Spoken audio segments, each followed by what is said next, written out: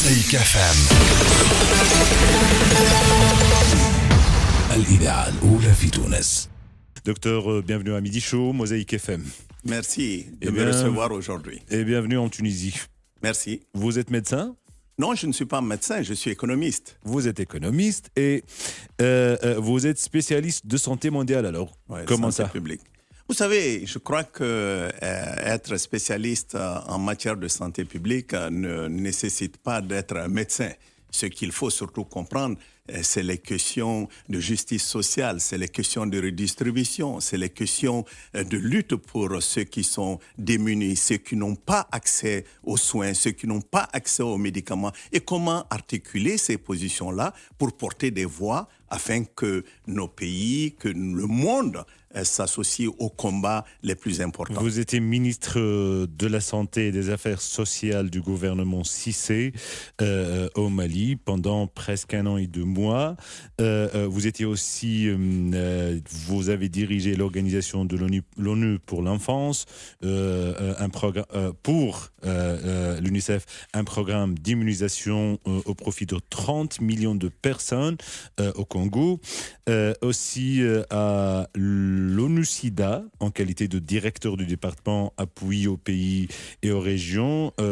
Aussi, vous étiez sous-secrétaire général des Nations Unies, aussi dans le cadre de l'ONU-SIDA. Voilà, plusieurs postes, plusieurs missions pour Michel Sidibé, qui nous vient du Mali et qui vous étiez aussi au Maroc. Vous êtes en tournée en Afrique. Quelle est la situation actuelle en Afrique, surtout pour les vaccins, pour la vaccination contre la Covid ? Vous savez, c'est une très bonne question. J'ai été secrétaire général adjoint aussi des Nations Unies en tant que directeur général de l'ONU-SIDA. Mais ce qui est très important aujourd'hui, c'est que nous devons nous battre pour notre souveraineté.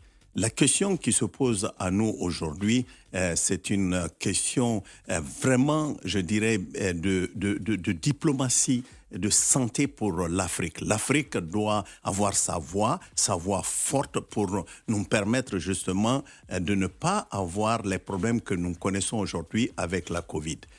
Qu'est-ce qui se passe ? Vous regardez aujourd'hui, voilà un continent qui a quand même 1,3 milliard de population. Alors que 1% de cette population a été vaccinée jusqu'à présent. Disons 2% au maximum. Donc, ce qui n'est pas acceptable, parce que quand vous constatez ce qui se passe aujourd'hui dans le monde, c'est que nous n'avons pas une force unifiée. Et c'est pour cette raison que cette agence africaine du médicament va nous aider à avoir un positionnement politique.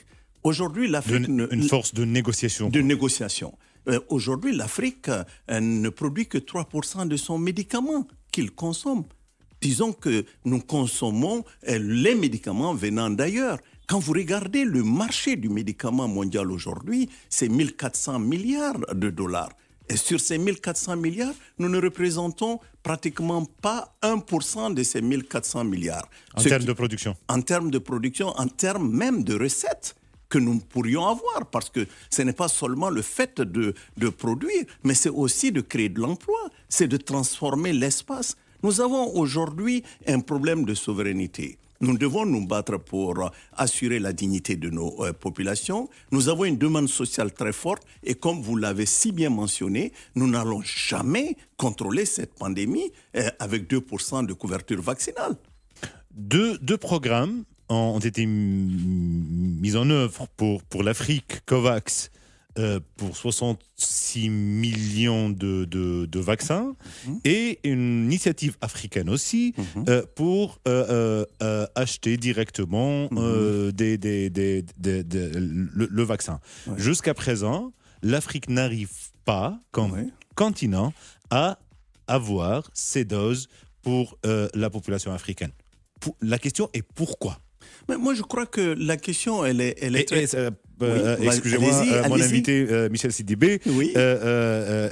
Et comment accéder à ces vaccins ? Comment pouvoir on peut accéder à ces vaccins? Je crois qu'il faut saluer l'initiative. De toute façon, COVAX était une initiative au départ très intéressante. Elle était conçue pour faire en sorte qu'il y ait une relation entre le public et le privé, faire en sorte que le multilatéral puisse jouer son rôle à ce niveau-là. Mais ce qui se passe, c'est que soudainement, on s'est retrouvé dans un monde où les gens ont commencé à penser à eux-mêmes. Ce qu'on appelle en anglais vaccine nationalisme, c'est devenu une réalité un peu partout. Tous les pays se sont enfermés sur eux-mêmes. Ils ont commencé à vouloir acheter les vaccins pour leur propre pays. L'Inde, qui était le pays majeur pour produire ces vaccins pour l'Afrique, surtout AstraZeneca, s'est retrouvé avec une crise énorme et s'est enfermée sur elle-même aussi. Donc, la leçon à tirer, c'est la souveraineté. C'est le combat pour aller vers une Afrique qui est moins dépendante, une Afrique qui peut commencer à s'organiser pour produire ses propres vaccins. Et moi, j'étais émerveillé, je peux vous le dire, en visitant certains pays. La Tunisie, pour commencer, vous êtes un pays qui a quand même accumulé une trentaine d'années d'expérience en termes de production de médicaments aujourd'hui. Pfizer existe ici. Donc, il y a des capacités qui existent de par le continent. Mais ce que nous devons, c'est d'avoir cette agence africaine du médicament, cette agence qui ne va pas être seulement une agence pour la régulation, pour faire en sorte qu'on ait des standards, bien sûr, mais qui va promouvoir aussi un espace pour créer des firmes qui vont pouvoir produire autant le médicament que le vaccin. Aujourd'hui, 99% des vaccins viennent de l'extérieur. Nous ne produisons pas de vaccins. On a, comme j'ai dit, 1,3 milliard de population. C'est un marché économique important, mais en plus du marché économique, nous voulons sauver nos populations. Et comment? Et il faut les sauver. Comment? La meilleure façon de les sauver, c'est d'avoir des hubs, comme je dis, des pôles d'excellence de production. L'Afrique du Nord peut produire... Nous l'avons en Égypte, nous l'avons en Tunisie, nous l'avons au Maroc, nous l'avons de façon fragmentée. Nous l'avons de façon fragmentée. Et je vous le dis, cette fragmentation tue aujourd'hui l'Afrique. L'Afrique doit trouver le moyen, comme je le disais, d'avoir des pôles d'excellence. Lesquels pôles d'excellence vont nous permettre d'aller à l'échelle. Seulement si vous prenez, disons, la zone SADC ou la zone ECOWAS ou même la zone de l'Afrique du Nord, nous avons un nombre de populations incroyables et avec des capacités qui peuvent être mutualisées. Nous ne le faisons pas aujourd'hui. Nous ne mutualisons pas nos compétences. Et il est important que nous commençons avec justement cette agence africaine du médicament, je le souhaite. C'est votre mission dans le cadre de l'agence africaine du médicament? Oui, c'est ma mission. Je me bats pour ça et je suis heureux que l'Afrique m'ait demandé de le faire parce que je pense que c'est une mission noble, une mission qui va nous permettre d'avoir au moins 4 choses. Premièrement, comme je disais, mutualiser nos compétences, aller vers la recherche et le développement, aider à faire en sorte qu'on puisse fabriquer nos propres médicaments sur notre continent, mais surtout, on n'en a pas parlé. Aujourd'hui, on constate déjà qu'il y a des faux vaccins. Qui commence sur le marché, par exemple, sud-africain.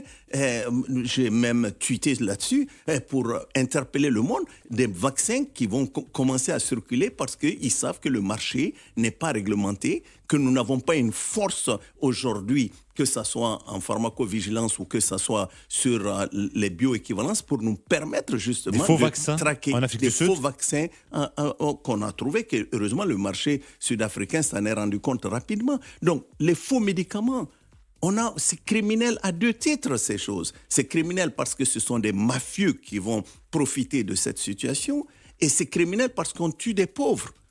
Souvent, ces faux médicaments, il y a une corrélation très positive entre ces faux médicaments et les populations pauvres. Ce sont ces populations qui vont acheter ces faux médicaments.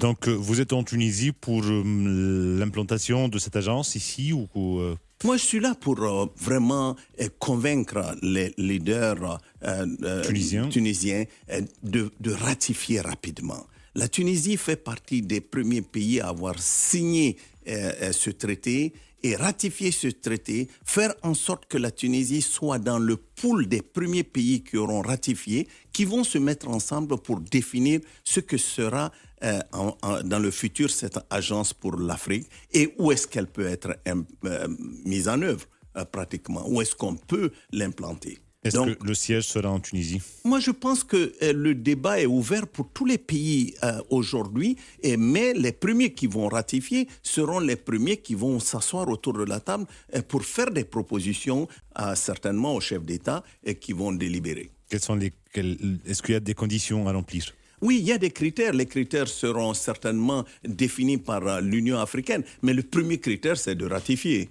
Bien sûr, quand on est parmi le pool des 15 premiers qui ont ratifié, qui font que, en définitive, le traité rentre en vigueur, c'est bien sûr qu'à partir de cet instant-là, vous avez une force de négociation et surtout qu'il faut reconnaître la Tunisie peut offrir énormément. Vous avez les compétences, vous avez quand même une expérience accumulée. Vous donnez aujourd'hui en termes de volume. Je vous disais que l'Afrique ne produit que 3% des médicaments que nous consommons à l'heure actuelle. Mais la Tunisie, en termes de volume, vous êtes à 76%, vous êtes à 56% des médicaments que vous donnez à vos populations. Donc, il y a une expérience aussi que vous avez établie. Il y a un marché aussi. Il y a un marché parce que vous êtes en train aujourd'hui de travailler un peu partout, pas seulement en Tunisie. C'est pas pour 11 millions de personnes ou 12 millions. C'est un marché très large et qui existe. Vous êtes aujourd'hui en Côte d'Ivoire, vous êtes au Sénégal, vous êtes un peu partout, pas seulement en termes de production de médicaments, mais aussi en transférant des compétences. Donc,